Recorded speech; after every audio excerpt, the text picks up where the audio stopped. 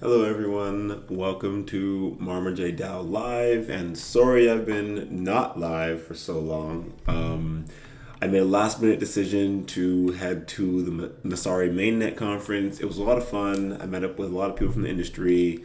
It was great. I spoke about Near a lot. I sent out some Near links to people, and it was kind of great just to experience what a crypto conference was like in real life before heading to Lisbon soon, and going to like the NearCon, so the Near conference.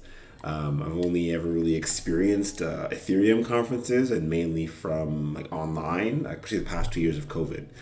But this video is just going to be about finishing up my research interest. If you've been following along recently, which I'm sure not many people have, but that's okay. I've been going through. I'm applying, or I applied to do my PhD in decision neuroscience at Temple University. And I'm pretty excited about it. And so I decided I might as well keep track of the program, how I decided to start writing my essay, and now the essay is pretty much complete. So we have some little updates to our website. The Marma J token stuff is here, and I've gone through that a little bit. But if you head over to our blog on marmaj.org, we've put up this new blog post. Well, Bianca, our wonderful co-counsel of the DAO, has put up this new blog post about Chloe's general areas of research interest.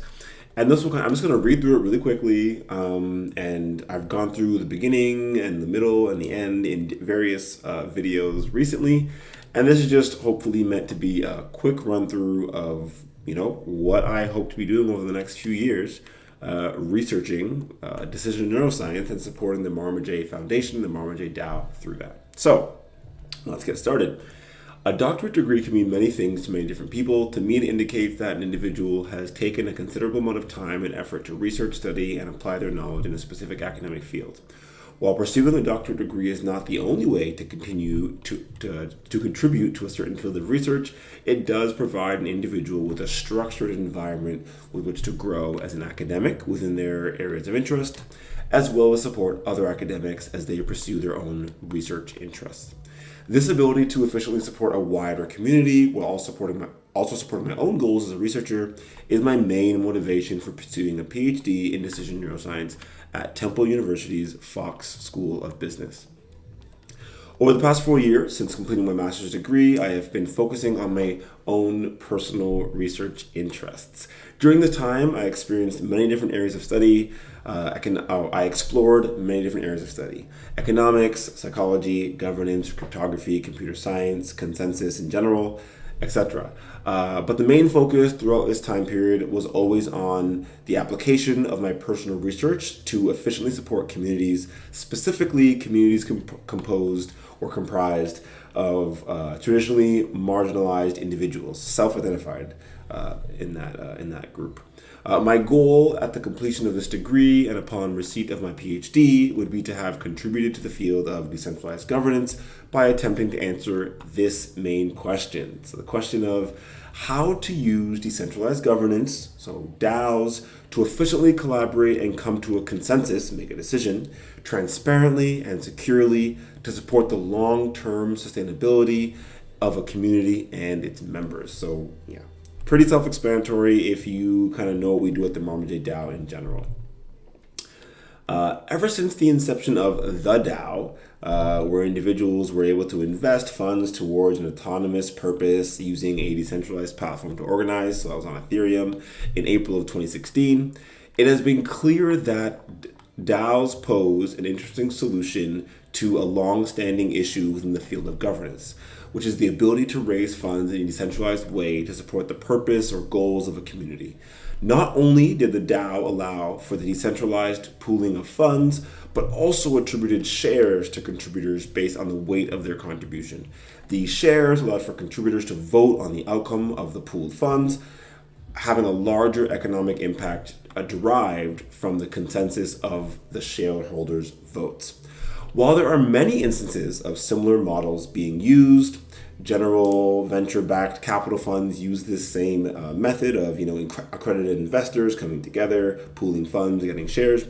The idea of this happening in a decentralized way is definitely revolutionary, in my opinion, or just in general. Ever since the DAO hack, though, in June of 2016, where a third of the funds of the DAO's treasury were lost due to a security vulnerability of the code, which resulted in around $50 million US at that point in time worth of assets being lost, it has been clear that while DAOs are an interesting new primitive within the field of governance and decentralization, there is more research needed to ensure that individuals and their funds are safe as they attempt to come to a consensus to support a community that they are attempting to help govern. This is where my personal research goals and motivations have taken an applicable form. The Marma J DAO is my iteration or my personal purpose and iteration of decentralized governance. Now, obviously, it's not just mine; it's an entire community now. But this is why I started the DAO and why we have our DAO formed around these ideas. The Marma J DAO is a decentralized autonomous organization with the purpose of attempting to efficiently manage the assets of the Marma J Foundation. We're keeping it really high level for now and really straightforward. To do this, the DAO was built on the Near protocol blockchain for transparency, security, and auditability, using a smart contract that has built-in logic to support the governance of a community treasury. This smart contract logic is upgradable, meaning that the governing council can vote to upgrade or change the logic of the DAO at any time. This can pose a security concern, though, as it is not an action that should be taken, and it is not an action that should be taken lightly. For example, the council, which is me, Bianca, my wonderful fiance, and Rebecca.Near, my childhood best friend. So we could vote to upgrade the smart contracts of the DAO with malicious code, for example. So we could say, hey, we're going to upgrade the DAO so that whenever someone submits a payout proposal, we're going to get the funds instead of them. That would obviously not be great, but because of the transparency and auditability of the code, anyone in the community could read the contract logic and actually decide not to put funds into it instead. So yeah, this malicious code could be exploited, like what happened with the DAO, where there was a reentrancy issue. One of the main advantages that actually reentrancy bug happened on Ref Finance recently as well, where basically people were able to withdraw funds from Ref Finance from the farm without their balance going down. So they can withdraw, and keep siphoning funds out of the DAO, also out of the smart contract.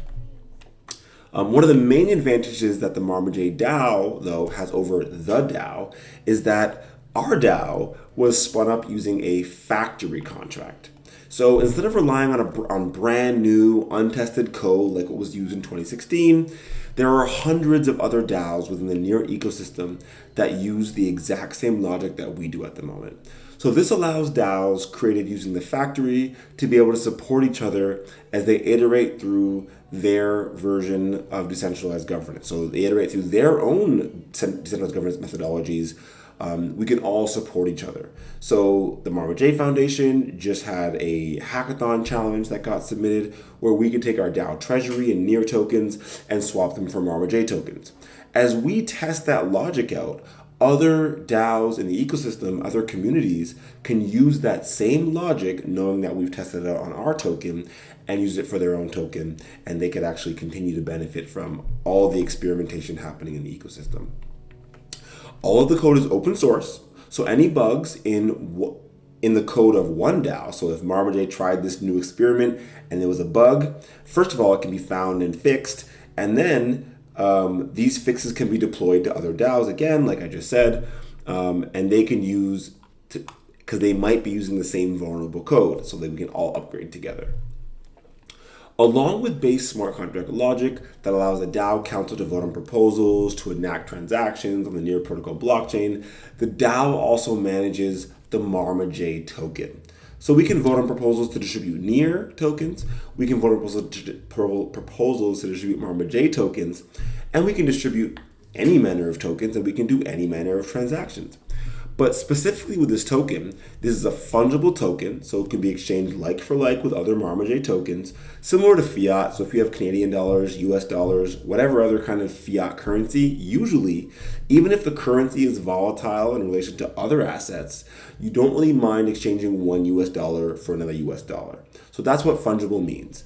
Non-fungible, like art pieces or NFTs, non-fungible tokens, means that this token is unique. If someone tried to just say, hey, I'm going to take your NFT, okay, I'll give you a different one, you might not actually be okay with that like you would be with $1. So the Marma J token is NEP 141 compliant. Long story short, all that really means, all that really means is that it has a standard API that can integrate with many other applications on the Near Protocol blockchain. So specifically with the Marma J DAO, like I said, the DAO can distribute Marma J tokens and decentralized exchanges. So specifically, that allows us, like I showed on our homepage, you go to the bottom, you can see Ref Finance, you can see one Marma J has a certain price at any given moment in DAI, a stablecoin pegged to the US dollar. One Marma J has a price or a value in Near tokens as well as a bunch of other currencies. This allows for the Marma J token to provide the Marma J DAO and the Marma J Foundation, of course, by proxy, with a base level of economic stability. The high-level overview of how this works is by the DAO using the Marma J token to set up trading pairs to provide liquidity for the Marma J token. The Marma J token is paired with multiple other assets that the Marma J Foundation manages. There are economic incentives to arbitrage against the pairs to provide a stable market price for the Marma J token, and there are fees taken on each of the trades on the decentralized exchange. These fees go back to the DAO and are used to distribute microgrants to the Marma J community. This base level of economic support allows the Marma J Foundation to have a perpetual funding mechanism, which is super cool. I love the whole idea of perpetual machines, and I feel like this allows us to create perpetual movement or perpetual economic support, which is pretty mind-blowing in my opinion, which allows the Marma J community to have a higher level of perceived support. So the whole idea of perceived support is the idea that even if we don't actually support someone, like tangibly, even if they feel as though there's some support that they could receive from the foundation, we believe that provides a positive impact on their life. So basically, regardless if a specific community member actually receives anything, they know that funding is available to them. In my opinion, efficient governance is about a community being able to come to a consensus and make a decision. That's all it really means to me, efficient governance. So many times in today's governance models, we actually don't see efficient governance. We see a community arguing about their different points, which arguably shouldn't potentially be needed. Everyone has an opinion, they can learn what they want, they should be able to make a decision, and within a few seconds, a few minutes, a few hours potentially, there should be a consensus made to benefit the community with whatever knowledge or variables are available to the consensus machine. Using DAOs as a model to research how individuals could use their power, standing, reputation, whatever power means in that system, within a system to attempt to influence outcomes, allows one to gain insight into how hard-coded incentives like receiving tokens as a reward or NFTs or other social tokens or anything else, built-in transparency, so the fact that the DAO council, every decision we make is public, transparent, and the history record of it is also there. So if I do something really shady with Marma J DAO and the funds, even 5 years from now, someone will be able to look on the blockchain and see what I've done, and that affects my reputation. And a variety of other advantages of DAO governance models are used to support a wider community. So that's really what I want to figure out. How do we gain insight into how these three things, hard-coded incentives, built-in transparency, and there's plenty of other things, to be fair. Anyways, the science of decision-making is a research area that I have been involved in for years. The ability to continue this research in a formal academic setting is an exciting prospect. I am quite excited to hopefully be able to study this full time, arguably. And so you can watch my process where I went live for 3 videos previous to this. So right now it says 1 out of 3. I will add this 4th video to this, but that's all this video was about. Was just, you can watch on YouTube, you could subscribe, that would be great. If you want to you could always come to our Telegram chat and request that I do certain video topics. Like for example, next week, I'm going to be walking through the Near Validator Bootcamp. They have a whole online self-paced bootcamp where you can overview, which should take 4 weeks. a chunk producer or a block producer. There's like 7 different lessons that are going to be here. And so I'm going to be going through this validator bootcamp on the blog live on YouTube. Hopefully this becomes little blogs of my experience as well. But yeah, hopefully this was helpful to someone, or it helped potentially you gain insight into what was possible in the area of DAOs and decentralized governance and decision neuroscience in general. And hopefully I get to write more essays like this, where I'm talking about practical application of the Marma J Foundation, the Marma J DAO, and how it can support not just the Marma J Foundation, the Marma J DAO, or even DAOs in the near ecosystem, but how this research and these application of the research can fund DAOs across the globe that try and get sorted out. Because arguably DAOs are decentralized, and the Marma J DAO community is definitely a global one. So yeah, hope this was helpful. Hope you learned a lot, and see you all on Sunday in 2 days for our Marma J DAO Guild weekly meetup. So bye all, and hope you have a wonderful time.